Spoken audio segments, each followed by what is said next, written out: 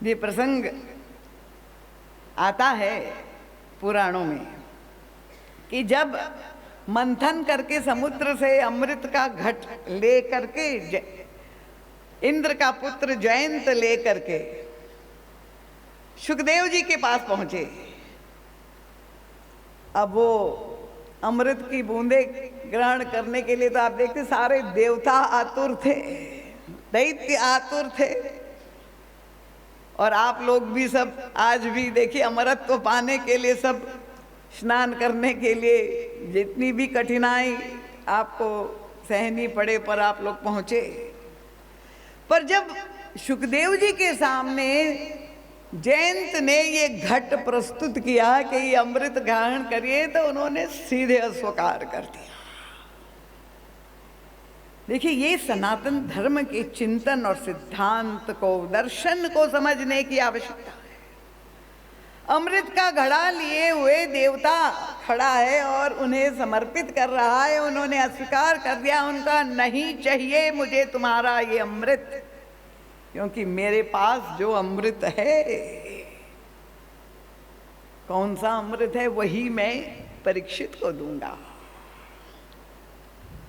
तो ये जो अमृत है, जो अमरत्व प्राप्त प्रदान करेगा, जो मंथन से निकला हुआ है, वो देवता को अमर तो बना सकता है, आपको दीर्घायु तो प्रदान कर सकता है, दीर्घ जीवी बना सकता है, पर ये आपको जीवन के दुख का निर्मूलन नहीं कर सकता है। उस अमृत में वो क्षमता नहीं है,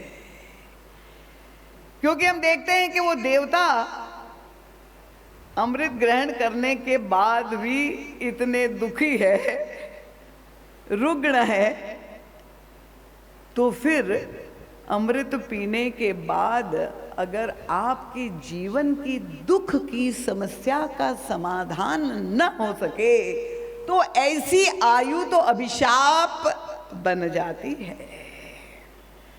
और तब हमारे ऋषियों ने जो चिंतन दिया, उनका मैं परीक्षित को वो अमृत दूंगा, और ये केवल श्रीमद् भागवत के श्रोता नहीं, गोस्वामी तुलसीदास जी भी ये दावा करते हैं, वेद व्यास जी भी, कि हम अपने श्रोताओं को, जिसने भी मानस का आश्रय लिया, भगवत कथा का आश्रय लिया, क्योंकि हमारे पास जो अमृत है वो कथामृत है, जो आपको